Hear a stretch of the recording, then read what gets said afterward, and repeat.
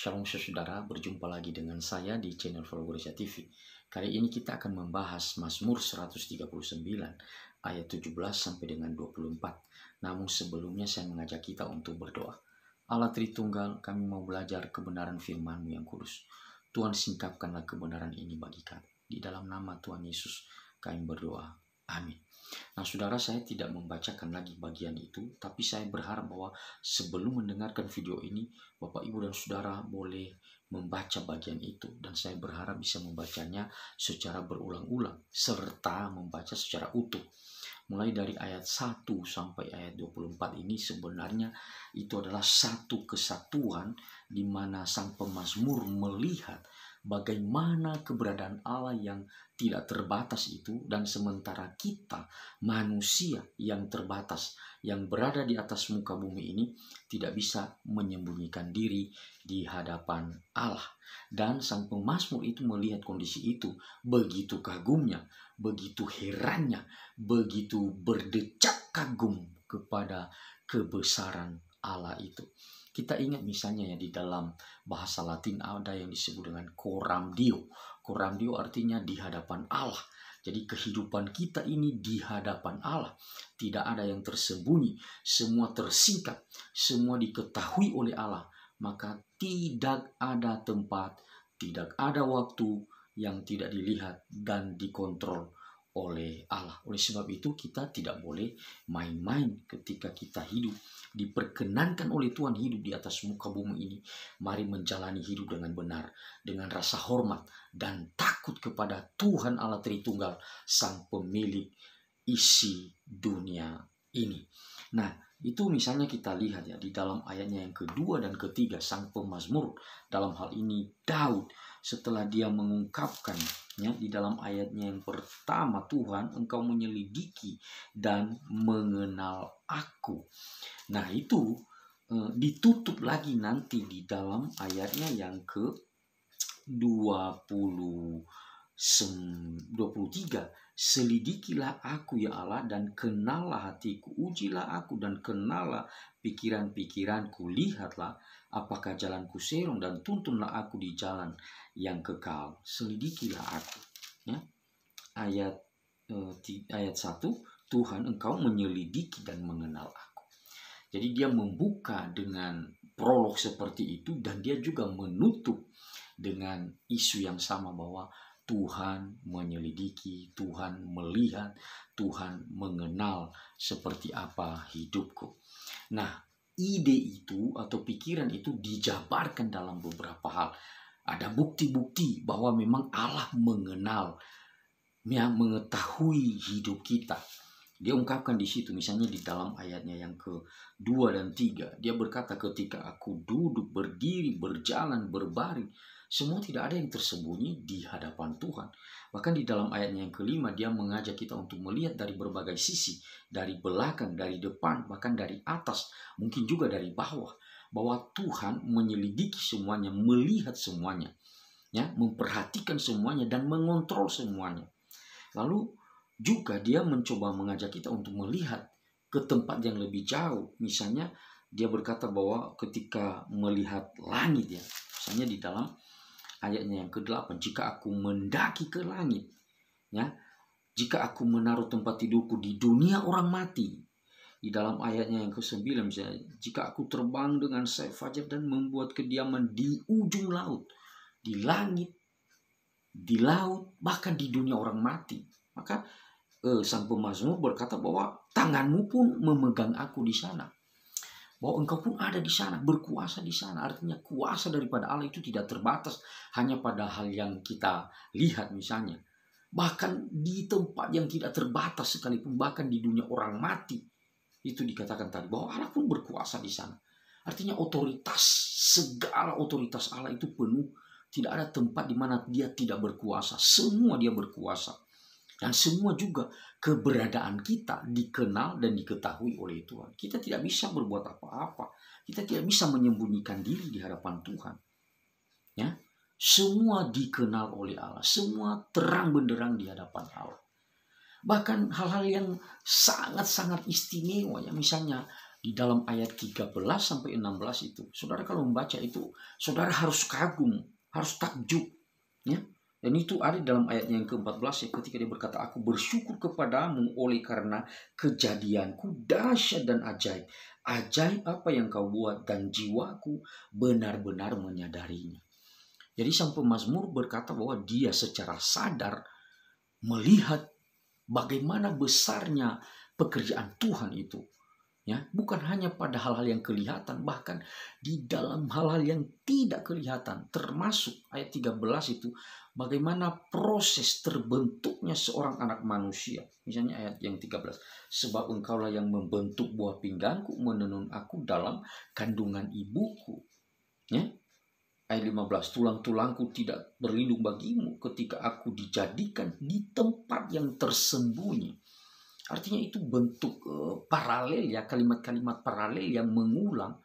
Artinya Daud melihat bahwa sejak terjadinya pembuahan antara sel sperma papanya dengan sel telur daripada ibunya, terjadi pembuahan di dalam rahim mamanya. Ya, sejak terbentuk melalui pembuahan itu, lalu muncullah zigot, embrio, dan berkembang sampai 9 bulan, lahirlah seorang anak manusia. Dan Daud tidak jauh-jauh memberikan penjelasan itu tentang dirinya, ya, kejadianku dahsyat dan ajaib.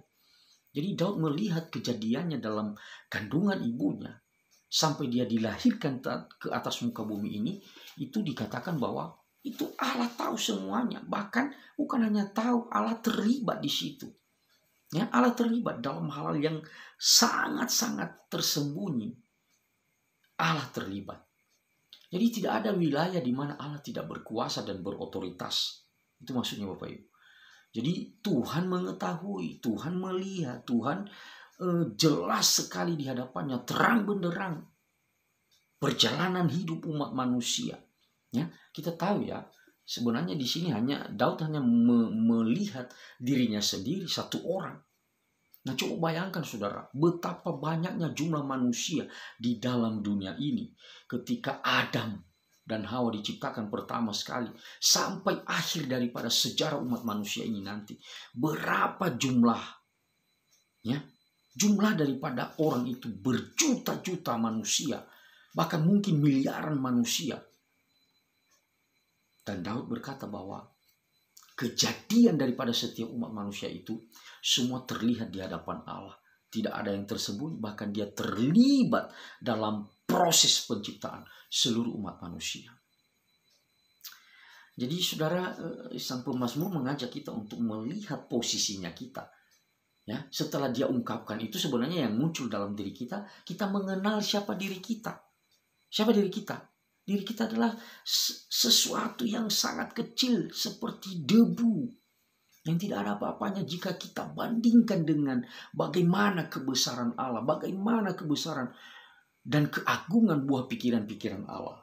Maka tidak heran di dalam ayatnya yang ke-17 itu dikatakannya, dan bagiku betapa sulitnya pikiranmu ya Allah, betapa besar jumlahnya.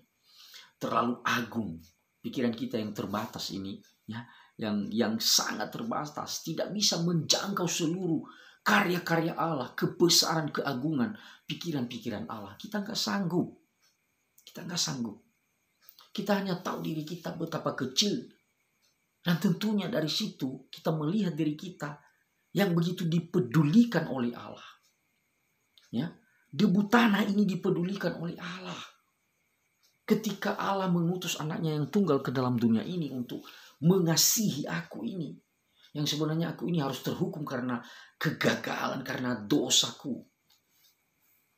Tapi Tuhan, sang empunya segala-galanya itu, yang agung dan besar itu, mengasihi manusia hina ini.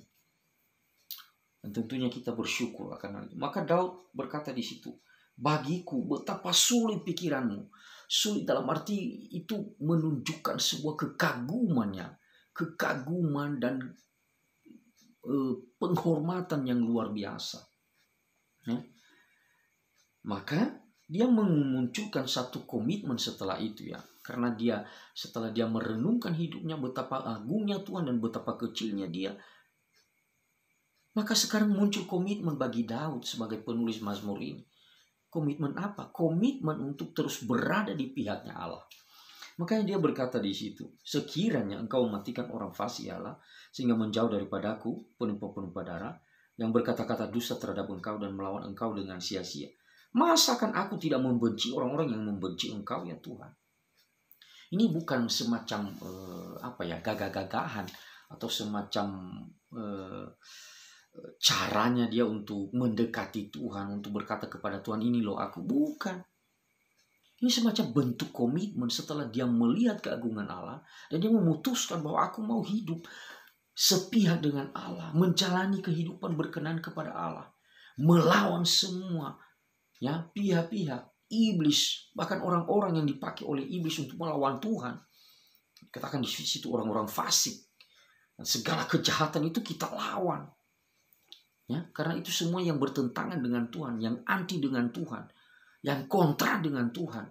Kita sebagai orang percaya yang sudah mengalami penebusan Allah, kita bukan membela Allah, tapi kita mau berada di pihaknya Allah.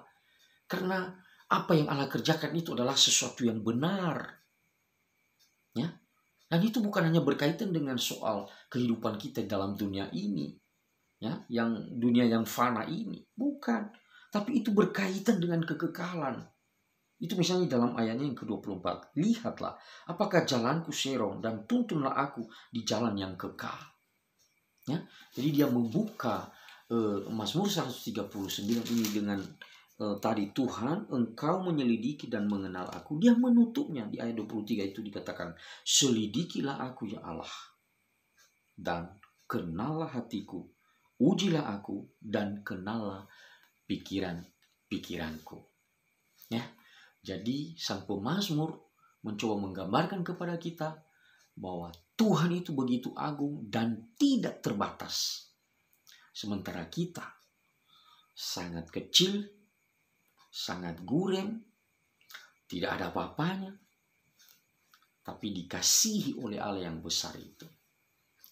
Maka tidak boleh tidak engkau harus mengambil keputusan untuk mau berpihak kepada Allah, melawan musuh-musuh Allah, termasuk memberitakan Injil ini. Ini bentuk perlawanan terhadap apa? Terhadap yang jahat. Karena di dalam pemberitaan Injil ini kita mengungkapkan berita damai sejahtera, berita kasih karunia dari Allah yang agung itu, yang mengasihi orang berdosa, dan itu tentunya dalam Yesus Kristus. Di dalam Yesus Kristus. Jadi ini misalnya kalau kita melihat bahwa sebenarnya di dalam apa yang disampaikan oleh pemazmur ini, dia sedang mengungkapkan bagaimana kehidupan seorang anak Tuhan itu yang berkenan di hadapan Tuhan. Dia harus berada di jalurnya Tuhan, di pihaknya Tuhan, dan melawan segala bentuk kejahatan yang ada di dalam dunia ini. Sudahkah kita berada di pihaknya Allah seperti itu? Mari. Hidup kita tidak ada yang tersembunyi di hadapan Tuhan. Seperti dalam bahasa Latin itu, coram Deo. Coram Deo di hadapan Allah. Kita menjalani kehidupan di hadapan Allah. Mari bekerja keras. Terlibat dalam melawan segala bentuk kejahatan atau pihak-pihak tertentu yang melawan Tuhan. Dan libatkanlah dirimu di dalam pekerjaan-pekerjaan Tuhan. Tuhan Yesus memberkati, kiranya menjadi berkat bagi saudara sekalian. Amin.